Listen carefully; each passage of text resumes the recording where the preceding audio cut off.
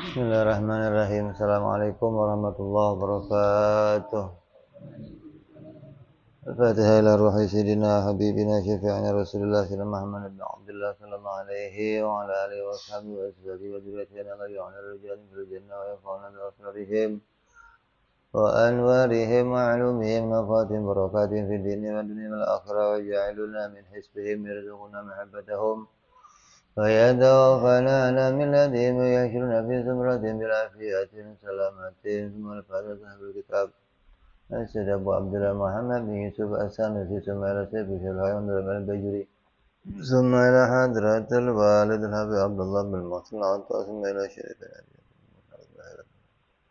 نفعنا الله بهم وبعلومهم لهم الفاتحة أعوذ بالله من الشيطان الرجيم بسم الله الرحمن الرحيم Alhamdulillah Rabbil Alamin Ar-Rahman Ar-Rahim Malik Yawmiddin Iyyaka na'budu wa iyyaka nasta'in ihdinas siratal mustaqim siratal ladzina an'amta 'alaihim ghairil maghdubi 'alaihim waladdallin amin Bismillahirrahmanirrahim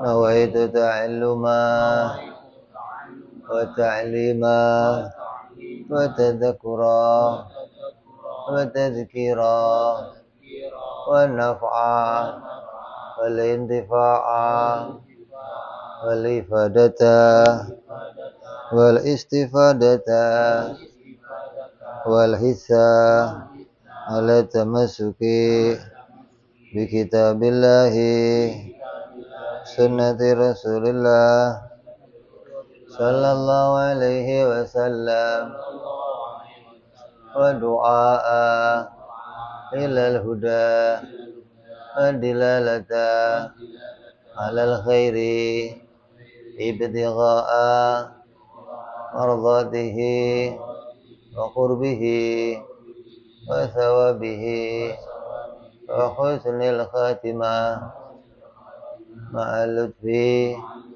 والعافية وصلاح العاقبة Bismillahirrahmanirrahim. Alhamdulillahirabbil alamin. Shalatu wassalamu ala asyrafil anbiya'i wal mursalin. Sayyidina wa habibina wa syafi'ina wa maulana Muhammadin wa ala alihi wa sahbihi ajma'in amma ba'du. Qala musanniful kitab rahimahullah nafa'na bihi wa bi 'ulumihi fid dharain. Allahumma iftah qulubana futuhal 'arifin. وبحكمتك وانصر علينا برحمتك يا أرحم الراحمين.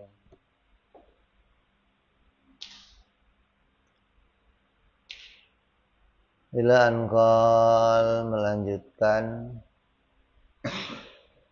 masih dalam pembahasan dalil sifat-sifat para nabi alaihimus salatu wassalam. Kemarin kita sudah bahas dalil sifat siddiq, yaitu Allah membenarkan mereka dengan mukjizat. Kemudian qauluhu, perkataan yang berikutnya adalah dalil amanah. Wa amma burhanu wujubil amanati lahum alaihimus salatu wassalam fali annahum law khanu bi fi'li muharramin aw makruhin lan qala bal muharram aw makruhin ta'atan fi haqqihim. Li anna Allah ta'ala amarna biqtida'i bihim fi aqwalihim wa af'alihim wa la ya'muru Allah ta'ala bi fi'li muharramin aw makruhin wa hadha bi ainihi huwa burhanu wujubi tsalits.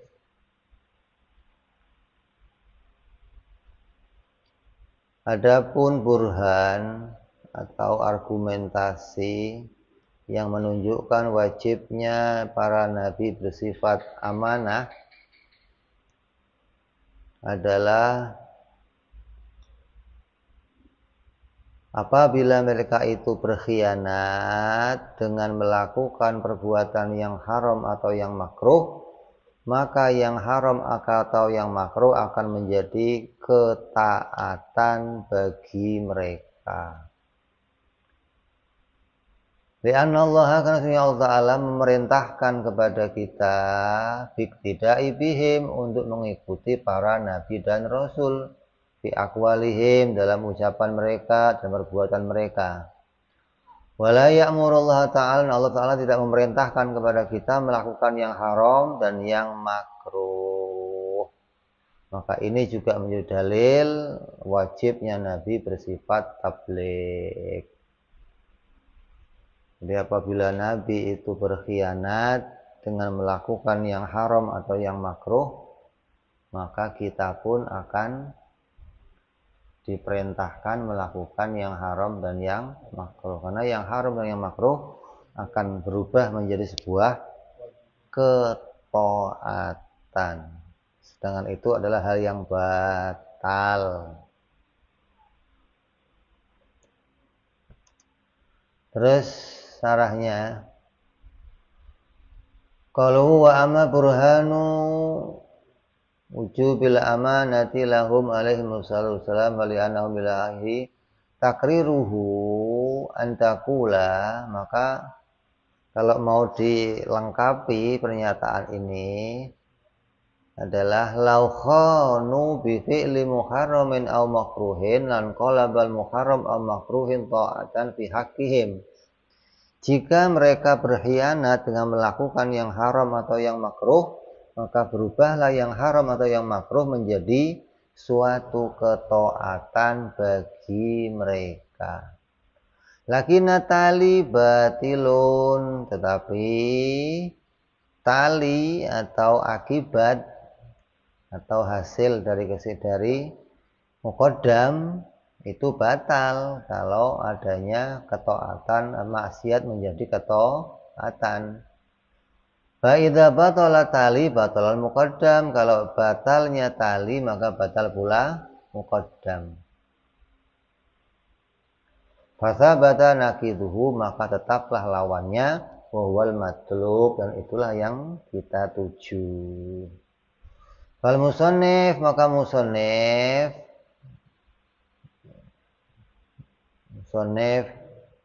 Imam As-Sanusi dzakara syartiyah, menyebutkan qiyas syartiyah di sini, dan hadzful istisna, ia menghapus istisnaiyahnya, lidzuhuriha, karena sudah jelas.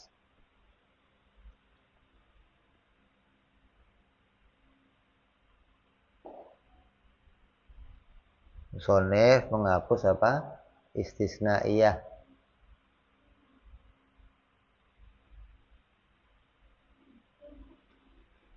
Tapi menyebutkan apa?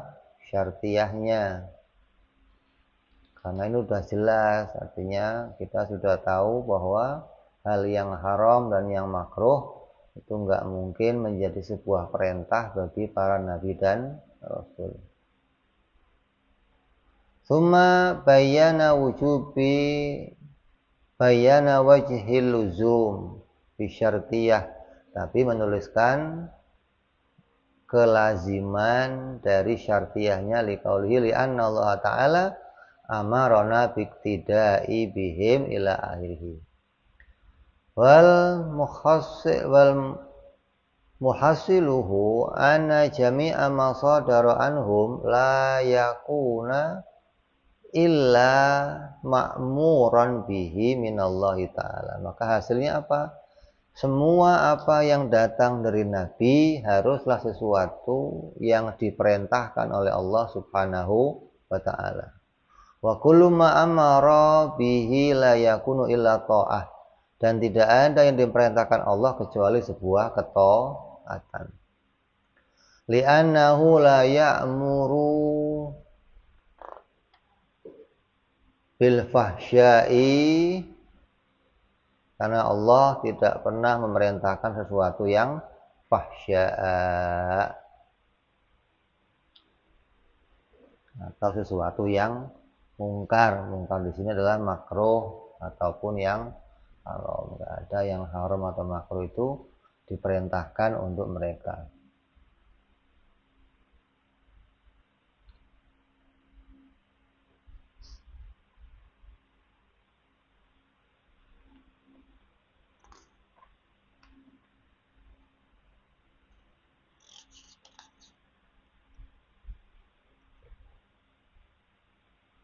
Terus perkataan musannif,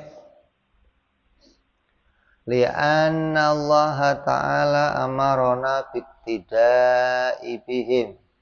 Karena sungguhnya Allah Subhanahu wa Ta'ala memerintahkan kepada kita untuk selalu mengikuti para nabi alaihi wassalatu wassalam.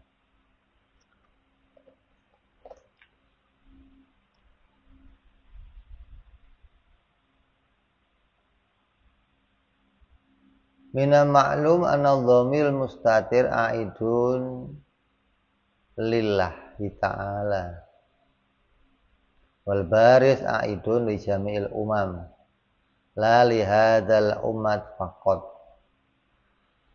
Artinya untuk mengikuti Nabi Muhammad SAW atau untuk mengikuti para nabi, ini pendapat sebagian ulama. Artinya yang namanya umat itu ya harus mengikuti semua nabi. Siapapun kalau dia nabi ya diikuti. Tapi ini pendapat dhaif. Pendapat Imam Syafi'i mengatakan ya kalau umatnya Nabi Muhammad ya ikutnya cuman Nabi Muhammad, enggak mengikuti nabi-nabi yang lain.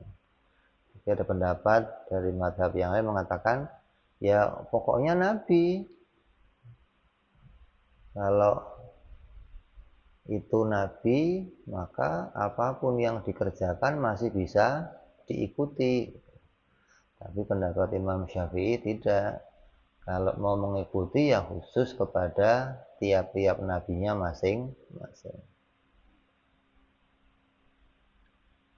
Di anna hadzal ummah la yalzamu iqtida'i bi ghairihi sallallahu alaihi wasallam ka Isa wa Musa, karena umat Nabi Muhammad tidaklah lazim untuk mengikuti perintahnya selain Nabi Muhammad seperti Nabi Isa atau Nabi Musa. Illa ayyuqala innahu mabniun ala anna syara'a min qablina syara'an lana fi ma lam yurid an-nabiyina sallallahu alaihi wasallam fihi syai'un kama huwa madhabu sadatil malikiyah. Ini diambil dari pendapatnya ulama-ulama madhab Syafi'iyah, bukan pendapatnya ulama Malikiyah, bukan pendapat ulama Syafi'iyah yang mengatakan syariah sebelum kita adalah syariah kita dalam perkara yang tidak ada di dalam syariah Nabi kita.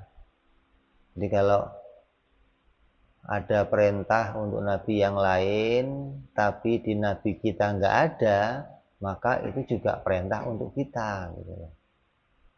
Jadi nggak cuman oh kalau perintahnya sama ya berarti kita ikuti sama aja mengikuti nabi-nabi yang lain, nggak cuman begitu.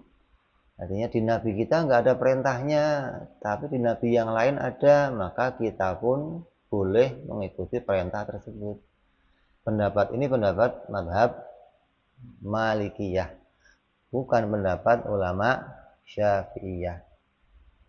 Alladzi minhum musannif wa huwa qaulul dhaif, yang mana musannif Imam Sanusi mengikuti madhab Imam Maliki, jadi dia mengikuti paham ini.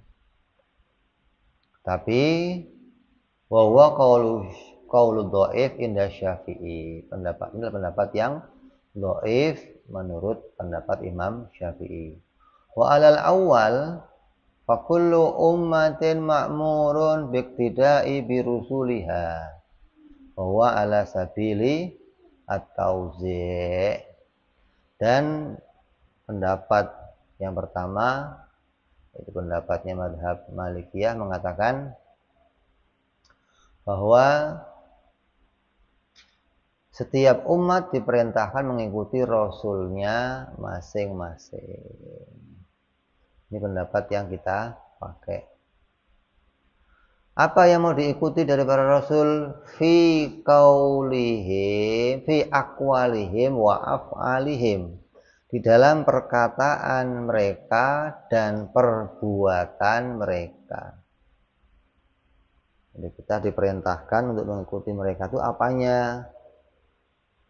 Semua apa yang diucapkan mereka, artinya diperintahkan mereka, dan apa yang dicontohkan oleh mereka. Wa takriratihim wa sukutihim, dan juga apa yang menjadi diamnya mereka atau persetujuan mereka. Artinya kayak ada seseorang melakukan sesuatu, Nabi diem, berarti tandanya Nabi menyetujui hal tersebut. Maka orang lain pun boleh melakukan hal yang sama. Tandanya apa? Nabi tidak pernah melarangnya. Kalau itu dilarang, maka Nabi akan langsung mencegahnya. Seperti diantaranya menyebutkan lafaz zat bagi Allah. Di Quran nggak ada tuh. Allah disebut zat, makhluk disebut zat, nggak ada. Tapi di zaman Nabi pernah ada seseorang menyebutkan zat kepada Allah dan Nabi tidak pernah melarangnya. Oh, berarti menyebutkan zat itu ya boleh saja bagi Allah, asalkan bisa tahu perbedaan mana yang disandarkan zat bagi Allah dan mana zat bagi makhluk. Karena memang sama di dalam namanya, sama di dalam penyebutannya, itu boleh saja. Allah melihat, ente melihat, ya boleh saja disebutkan. Allah bersifat, ente bersifat, boleh aja disebutkan. Tapi harus ngerti perbedaan. Begitu pula dalam hal yang lainnya seperti sahabat paman Nabi Said Abbas ketika membacakan syair-syair untuk memuji Nabi. Nabi diem aja. Nabi nggak memprotes, mendengarkan syair-syair tersebut. Tandanya bacaan-bacaan yang memuji Nabi itu diperbolehkan. Nah, kalau Wahabi kan enggak. Mana Nabi enggak pernah muji-muji dirinya. Lah masa Nabi muji-muji dirinya, lah bagaimana? Jadi yang muji itu orang lain, tapi Nabi tidak mencegahnya, tanda Nabi menyetujui hal tersebut. Itu mestinya dong. Jadi bukan harus nabinya yang muji-muji baru kita mengikuti mereka, kan tidak.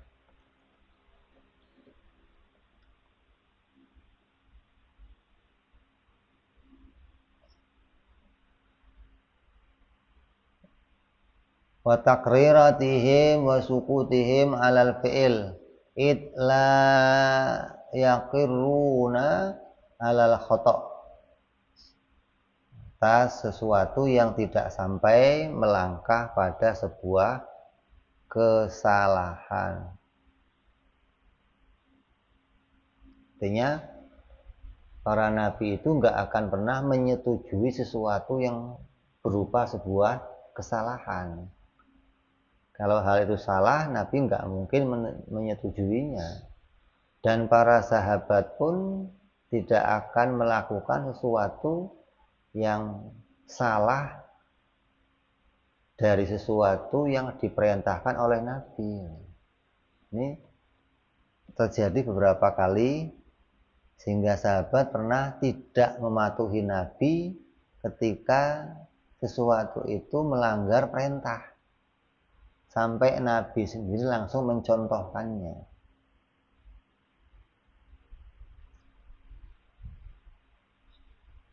Wa yastasna min dzalika masabata khususiyatihim, dan dikecualikan mengikuti mereka pada hal-hal yang khususiyah bagi para nabi, kan nikahi mazada alal arba'ah, seperti nikah lebih dari 4 orang wanita. Ini khusus, maka kita nggak boleh mengikuti Nabi. Nabi aja nikahnya lebih dari 4, saya kan akan mengikuti Nabi. Nggak boleh. Kalau kita dibatasi tidak boleh lebih dari 4. Wa ya'lamu min dalika annahu laisa lil mukallafi minna ayatawaqqaf fi fi'li syai' mimma sabata anhu sallallahu alaihi wasallam. Di dalam diketahui bahwa bukan berarti untuk mukallaf seperti kita harus menunggu dalam melakukan sesuatu yang termasuk perkara yang telah ditetapkan oleh Rasul Shallallahu Alaihi Wasallam.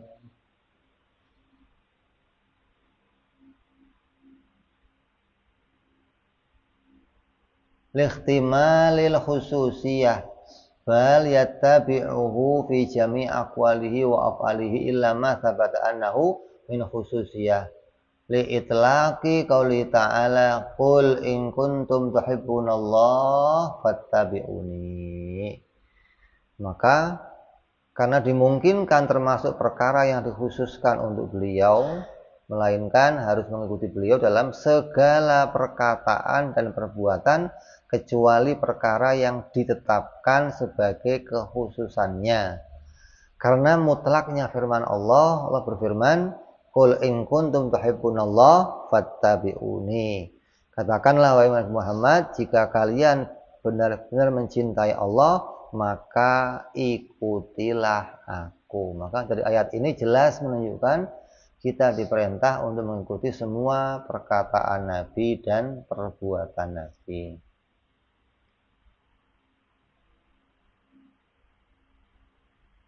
Waqad ajma'at sahaba ala ittiba'ihi alaihi salatu wassalam fi aqwalihim wa af'alihim min ghairi tawaqquf.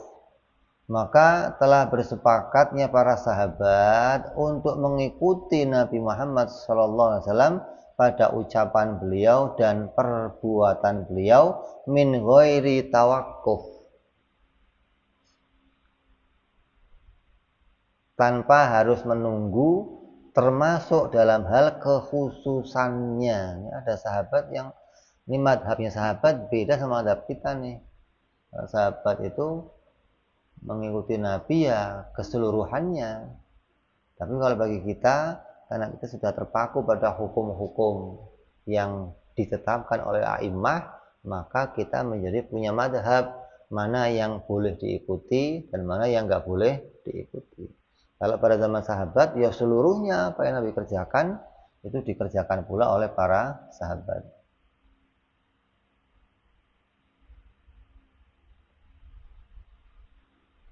Lakinna hadza bin nadharil ghalib. Tapi ini menjadi pandangan mayoritas para sahabat.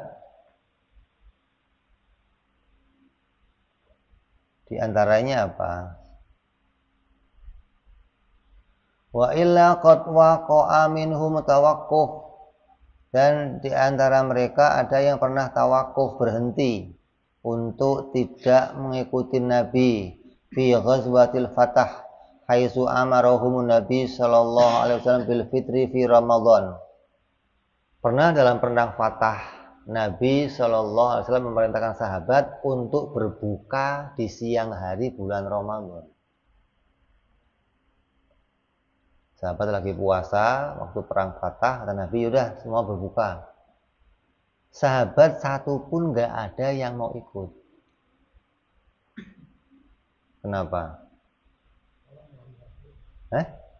Karena melanggar perintah Allah. Sahabat nggak ada yang mau patuh. Sahabat tidak ada yang mengikuti. Artinya mereka tetap menolak apa yang diperintahkan oleh Nabi Shallallahu Alaihi Wasallam untuk berbuka di dalam bulan Ramadan. Fastamaru ala imtinaihi fatanawalul qadr wa syaraba fasyarabu. Maka sampai akhirnya Nabi Shallallahu Alaihi Wasallam mengambil gelas, meminumnya, Kemudian para sahabat pun meminum air tersebut. Jadi kadang ucapan ini nggak sekuat perbuatan gitu loh. Kalau baru merintahin doang, sahabat ini beneran apa enggak? Apa nguji apa? Begitu Nabi nyontohin langsung, sahabat segera mengikutinya gitu loh. Pernah pula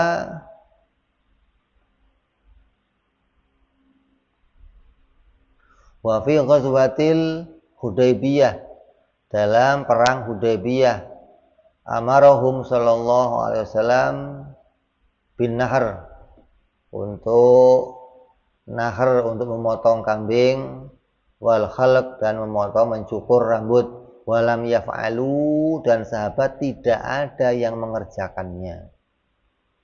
Kalau ulama mengatakan sahabat ini bukan nggak mau ikut ucapan Nabi, tapi mereka meminta contoh dari Nabi gitu. Mereka menunggu contohnya gimana. Kalau cuman perintah cukur rambut, yang dicukur mananya? Seberapa nyukurnya, gundul, separuh, pang, apa gimana gitu loh. Mereka nunggu Nabi mencontohkan. Maka ketika Nabi mencontohkan, maka mereka segera mengerjakan perintah Nabi. Bahkan mereka seperti busur yang keluar dari panahnya. Artinya begitu cepat untuk mengerjakan setelah melihat contoh dari Nabi gitu loh. Tapi sebelumnya satu pun nggak bergerak, menunjukkan nggak ada yang mau minterin gitu loh. Potong, cepet potong. Ini kalau salah gimana caranya? Jadi nggak ada yang bergerak satupun sebelum Nabi memberikan contoh kepada mereka. Jadi ketika perang Hudaybiyah, Nabi merintahin sahabat untuk nahar, memotong rambut dan mencukur, namun tidak ada yang mengerjakannya. Falam yaf'alu listighraqihim fi tafakkur, karena mereka tenggelam di dalam memikirkan suatu kesulitan dalam masakoh yang dialaminya. Wa dzalika annahu sallallahu alaihi wasallam qaddama huwa wa ashabihi mu'tamarina wa tazulu fi aqsal Hudaybiyah.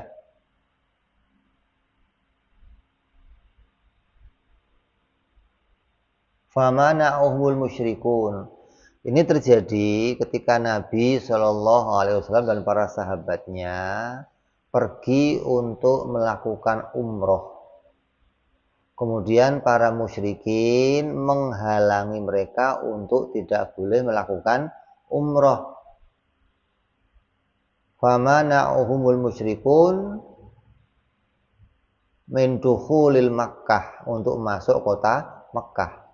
Kemudian fa'arsala sallallahu alaihi wasallam Utsman bin Affan bi kitabin. Kemudian Nabi memerintahkan, mengutus Sayyidina Utsman dengan membawa sebuah surat li asyrafi Quraisy, untuk bertemu para pembesar-pembesar Quraisy. Wa ya'lamuhum bi annahu innama qudimal mu'tamaran la muqatilan, untuk memberitahu orang-orang pembesar Quraisy bahwa kami datang hanya untuk umroh dan tidak untuk melakukan pembunuhan. Fasamamu ala anna la yadkhul Makkah hadzal am thumma rama. Kemudian diumumkan mereka untuk tidak melakukan umroh pada tahun tersebut.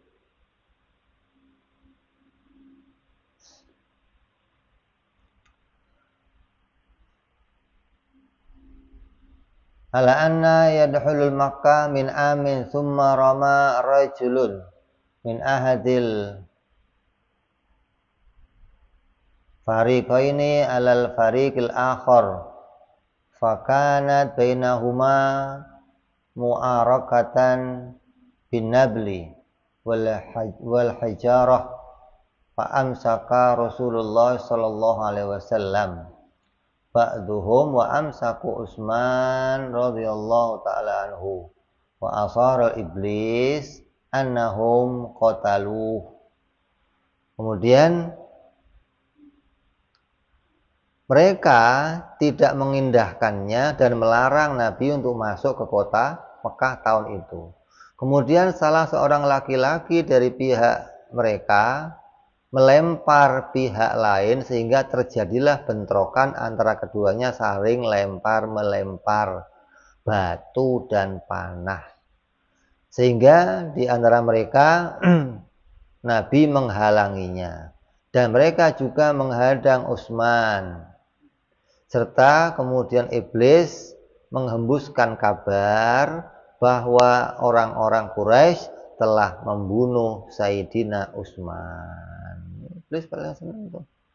Padahal Sayyidina Utsman lagi diskusi dengan orang-orang Arab, tapi iblis menghembuskan fitnah bahwa Sayyidina Utsman telah dibunuh oleh orang-orang Quraisy.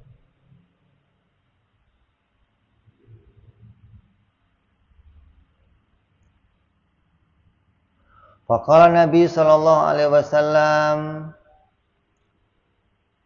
la nabraha hatta nunajizahumul harb. Kata Nabi sallallahu alaihi wasallam, kita tidak akan berhenti sampai kita dapat memenangkan peperangan melawan mereka. Padahal pada masa itu enggak ada senjata yang dibawa. Yang dibawa cuma perbekalan untuk umroh, bawa kambing, bawa makanan, nggak ada senjata, nggak ada. Tapi Nabi mengajak mereka untuk membuat sebuah perjanjian wada'an nas inda syajarah. Maka Nabi mengajak mereka untuk berdoa di bawah sebuah pohon dan melakukan pembaiatan. Bibai'atihi alal maut, untuk berbaiat, mengucapkan janji setia sampai mati. Au ala an la yafirru, atau berbaiat untuk tidak akan lari dari peperangan. Wa baya'uhu, kemudian semua muslimin itu berbaiat kepada Nabi sallallahu alaihi wasallam. Maka disebut bai'atu ridwan atau disebut baiat Hudaybiyah. Yang nama Nabi berbaiat kepada para sahabat di dalam perjalanan untuk melakukan umroh di daerah Hudaybiyah. Falamma sami'al kuffar bimubaya'atihi nazala bihimul khauf. Ketika para orang kafir mendengar adanya baiat yang dilakukan Nabi kepada para sahabat, maka muncullah kekhawatiran di hati mereka. Baru baiat doang udah ngeper nih, waduh ini taab nih, ini kayak Muhammad bener-bener mau melakukan peperangan ini. Kemudian fa'arsalu rajulan minhum ya'tadiru. Kemudian orang-orang Arab mengutus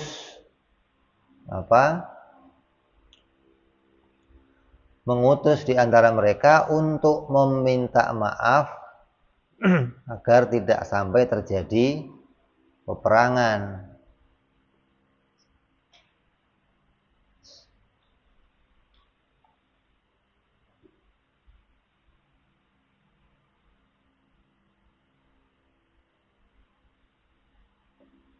Lam yaqa illa min sufahaihim wa talaba ayursala man asarra minhum wa qala sallallahu alaihi wasallam inni ghairar mursalahum hatta yarsalu ashabi.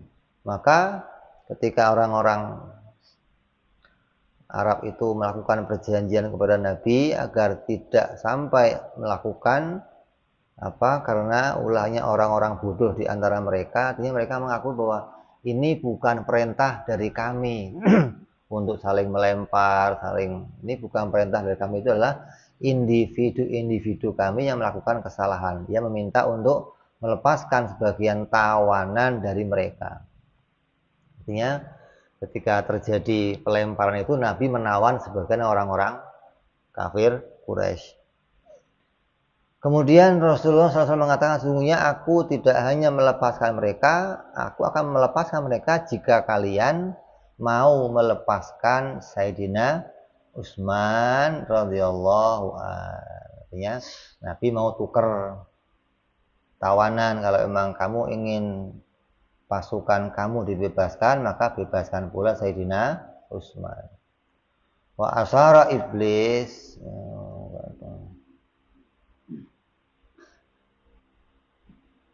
ini bahwa qa'a salaha bainahu sallallahu alaihi wasallam wa baina dzalik, maka terjadilah kesepakatan di antara mereka untuk melakukan sesuatu yang adil. Wa baina dzalika rajulun ala syartin ayyudha al harb, maka terjadilah perjanjian di antara orang-orang Madinah dengan orang-orang Mekah yang disebut dengan perjanjian Hudaybiyah. Apa perjanjiannya? Ayyudha al-harb bainahum asyrosinin, untuk tidak lagi melakukan peperangan selama 10 tahun. Jadi 10 tahun gencatan senjata. Orang Mekah nggak akan nyerang orang Madinah, Madinah nggak akan menyerang kota Mekah. Ini sebenarnya titik balik yang sangat baik untuk umat Islam pada masa itu. Wa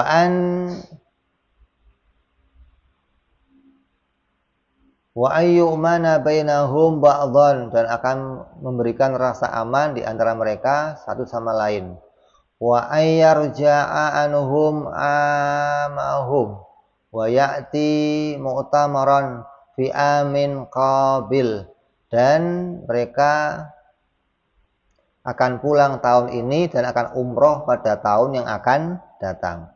Wa ayyurida ilaihim man ja'a minhum musliman wa an la yaruddu ilaihi man ja'a ilaihim. Perjanjiannya, kalau ada orang-orang Mekah yang ketangkep di kota Madinah, maka mereka harus mengembalikannya.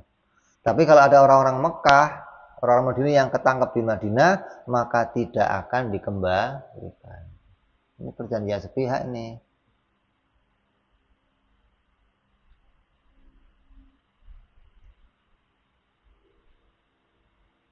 Wa kataba lahum ala Ali, Sayyidina Ali bin Abi Thalib, maka perjanjian ini ditulis oleh Sayyidina Ali bin Abi Thalib.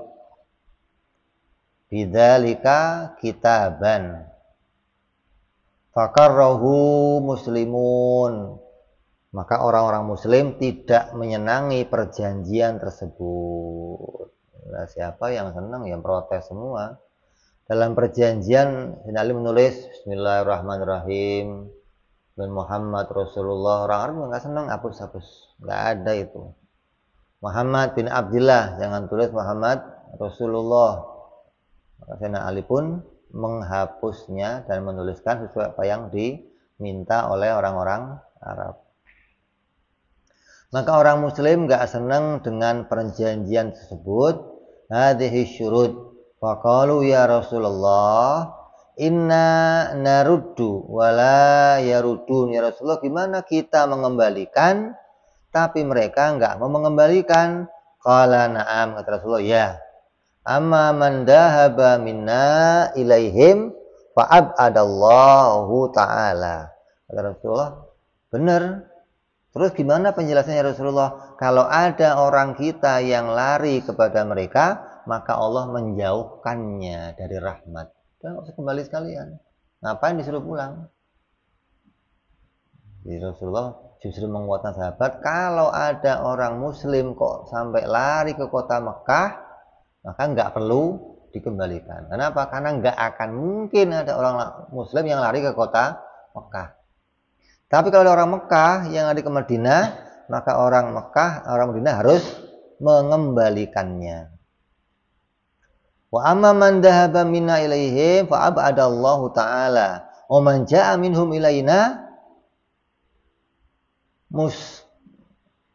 fayas fasayaj'alallahu lahu farajan wa makhrajan. Maka kalau ada orang-orang Mekah yang kepada kita kembalikan, kita berharap mereka mendapatkan ketenangan, kebaikan, dan bisa menyebarkan agama nanti di kota Mekah.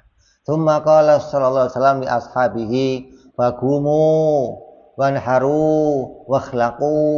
Maka setelah itu selesai perjanjian semuanya, kita tangani. Kemudian Rasulullah memerintahkan mereka semua untuk menyembelih kambing dan memotong rambut. Artinya karena mereka ini sudah melakukan niat umroh. Kalau sudah niat umroh, maka mereka tidak bisa melakukan apapun sebelum selesai melakukan semua rukun-rukun umroh.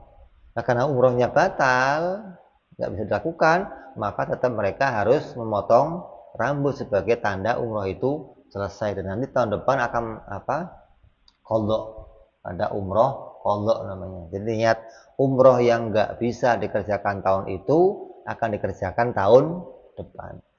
Maka Nabi perintah pada sahabat, sudah mulai sekarang kita potong rambut dan semuanya memotong kambing. Qalu ruwiya fa wallahi ma qama minhum ahadan. Maka demi Allah tidak ada satupun dari mereka yang bergerak untuk mengerjakan perintah Nabi. Hatta qala dzalika salasan, sampai Nabi 3 kali merintahin tetap diem, nggak ada yang bergerak juga. Falamma lam yaf'alu dakhala ala Ummi Salamah. Ketika mereka nggak mengerjakannya, maka Nabi masuk ke kemahnya Ummu Salamah, ke istri beliau. Faqala halakal muslimun. Kata Nabi SAW, ini orang muslim gimana sih, celaka. Orang muslim kok saya merintahin nggak ada yang mau patuh, nggak mau ikut kepada perintah saya.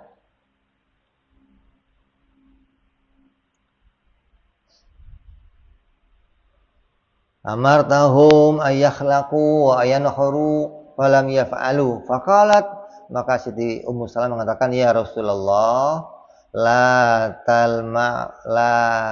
talmuhum fa innahu syakkun alaihim hadza salah. Maka kata Ummu Salamah memberikan pendapat sama Nabi SAW,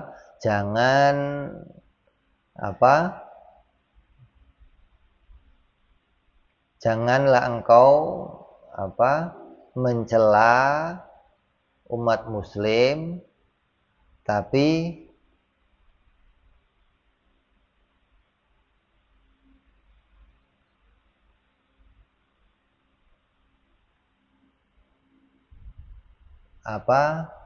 berikanlah contoh kepada mereka bagaimana melakukan mencukur rambut dan bagaimana memotong kambing. Misalnya mengatakan jangan dicela, jangan sampai dicaci umat muslim, tapi berikanlah contoh kepada mereka untuk bisa melaksanakan bagaimana caranya memotong rambut dan memotong kambing ketika di waktu umroh.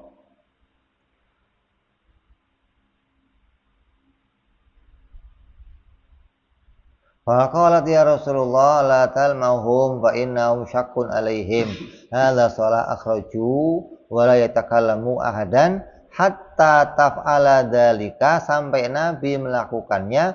Fa kharaja fanharu biyadihi wa da'a khaliqahu falam ra'au dzalika qamu fanharu wa ja'ala ba'dhum yakhluqu ba'dhan hatta kada ba'dhum yaqtulu ba'dhan kama fil Bukhari. Maka Rasulullah sampai kemudian keluar dan mengerjakannya sendiri. Beliau pun keluar lalu berkorban dengan tangannya sendiri dan mencukur rambutnya. Ketika mereka melihat apa yang dikerjakan Rasulullah SAW, mereka pun berdiri lalu melaksanakan kurban dan menjadikan satu sama lain di antara mereka saling mencukur rambutnya sehingga hampir saja mereka membunuh sebagian yang lainnya. Saking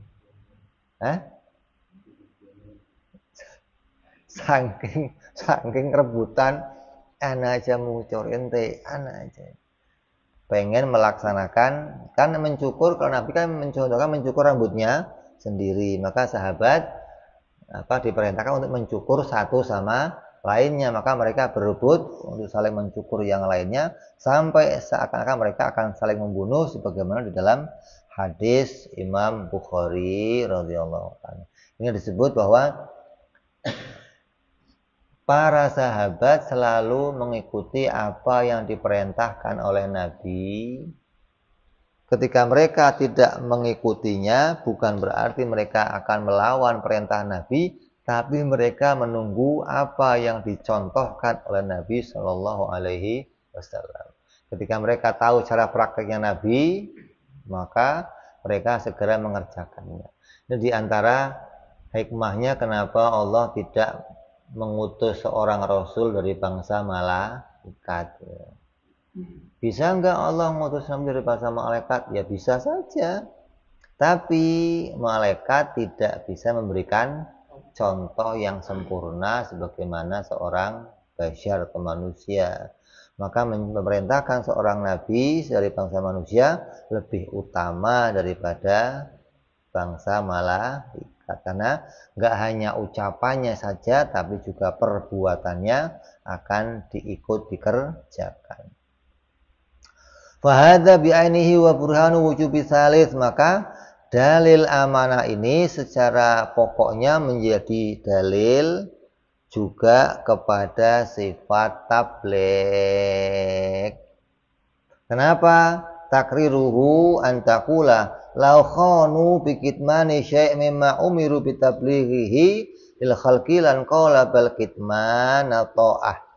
Kalau Nabi Shallallahu Alaihi Wasallam menyembunyikan apa yang diperintahkan oleh Allah Subhanahu Wa Taala, maka lan qala bal kitmanu ta'ah, maka menyembunyikan itu juga akan menjadi sebuah ketaatan bagi mereka alaihi wassalam. Li'anna ma'muruna biktida'i bihim, karena kita diperintah untuk mengikuti para nabi dan rasul fi aqwalihim wa af'alihim, wala ya'murullaha bimuharramin wala makruhin. Lakina inqilabil kitman ta'ah batilun, tapi menyembunyikan sebuah perintah itu menjadi ketaatan itu hal yang batal. Li'annahu muharramun bil ijma', karena itu sudah diharamkan oleh Allah dengan ijma'nya para ulama. Mal'una fa'iluhu, yang mana terlaknat orang yang menyembunyikan ilmu pengetahuan. Idza alimta hadza ta'lamu annal murada biqaulihil musannif wa hadza bi anhi la akhir mumatsalatun fi takriri faqat lal mumatsalah fi dzati, li anna hadza dalil mughayiratun bidal ladzi qablahu minal muqaddam syartiyah lil al-awwal wa taliha amu min muqaddam syartiyah tali wa taliha kama la yakhfa. Jadi secara pokoknya ini dalil yang berbeda, tapi diambil dari arah kalau Nabi itu enggak tabligh, berarti apa? Berarti apa? Kitman, menyembunyikan. Kalau Nabi menyembunyikan berarti melakukan hal yang haram, gitu loh. Nah, hal yang haram tidak mungkin dilakukan oleh Nabi. Akan jadi nanti menyembunyikan ilmu sebuah ketaatan. Jadi secara pokoknya diambil oleh musannif bahwa dalilnya amanah itu juga menjadi dalilnya tabligh dari arah tidak mungkinnya Nabi menyembunyikan perintah-perintah Allah. Dari arah kalau Nabi menyembunyikan perintah Allah berarti melakukan sesuatu yang haram. Kalau Nabi ngerjain yang haram berarti kita pun diperintah ngikutin Nabi. Apa? Menyembunyikan ilmu pengetahuan. Sedangkan menyimpan ilmu itu hal yang terlaknat. Jadi secara pokok ini ya dalil yang berbeda. Kalau amanah itu apa? Nabi terjaga dari melakukan haram. Kalau tabligh urusannya menyampaikan apa yang diperintahkan oleh Allah. Tapi diambil dengan satu dalil agar memudahkan bahwa memerintahkan, menyampaikan perintah Allah itu juga perkara yang dikerjakan Nabi. Apabila Nabi nggak mengerjakan ini, berarti Nabi melakukan sesuatu yang haram. Diambil dari arah satu sisi bisa disamakan dengan dalilnya apa? Amanah. Tapi dari sisi lain ini punya keadaan sifat yang berdiri masing-masing. Jadi inilah yang disebut pembuktian bahwa Nabi wajib bersifat amanah dan wajibnya Nabi bersifat tabligh, yang menunjukkan bahwa sifat-sifat Nabi dari sidik, amanah, tabligh sudah kita buktikan wajibnya sifat-sifat itu ada para nabi. Dalilnya sidik adalah akli. Adapun dalilnya amanah dan tabligh adalah syar'i. Artinya kita melihat dari apa yang dikerjakan Nabi dan apa yang disampaikan oleh Nabi menunjukkan dalilnya amanah dan tabligh. Fatonah adalah menjadi syarat. Syarat itu adalah sebuah kelaziman, artinya lazim. Kalau sudah ngomong Rasul, ya mesti lazimnya di dalamnya ada fatonah. Nggak usah dibahas lagi apa yang membuktikan Nabi itu fatonah. Tapi dalam kitab-kitab yang lain tetap dibahas sifat fatonah menjadi sifat yang tersendiri. Tapi di kitab ini Imam Sanusi tidak memasukkan sifat fatonah karena sudah dianggap sebagai sebuah perkara yang lazim bagi seorang Rasul. Karena tidak mungkin Rasul itu seseorang yang juhul, seseorang yang baladah, seseorang yang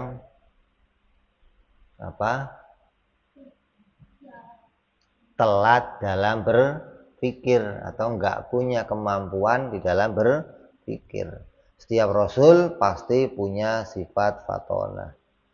Kemudian yang selanjutnya wa amma dalilu jawazi, dalil tentang sifat jaiznya Nabi bersifat bangsa kemanusiaan akan kita bahas yang akan datang insyaallah. Wallahu a'lam bishawab. Wa ila hadratin Nabi al-Fatihah. A'udzubillahi minasyaitonir rajim. Bismillahirrahmanirrahim. Alhamdulillahi rabbil alamin arrahmanir rahim maliki yaumiddin iyyaka na'budu wa iyyaka nasta'in ihdinas siratal mustaqim siratal ladzina an'amta 'alaihim ghairil maghdubi 'alaihim waladdallin amin. Ya Rabbana i'tarafna bi annana iqtarafna wa anana asrafna ala ladha ashrafna fatub taghsili kulli hauba wa sur lana aurati amin raati wa ghfir li walidina rabbi wa mauludina wal ali wal ihwani wa sairil hillani wa kulli dhi mahabbah au jiratin au suhbah al muslimina ajma amin rabbi fadlan wa judan mannan la biktisabi minna bil mustafa rasulina Allah bi kulli suli salam عليه عند الحبد وآله وصحبه داد طعسي سحبي الحمد لله في البدء وتناهي سبحان ربك رب العزة عما يصفون سلام على المرسلين والحمد لله رب العالمين. Assalamualaikum warahmatullahi wabarakatuh.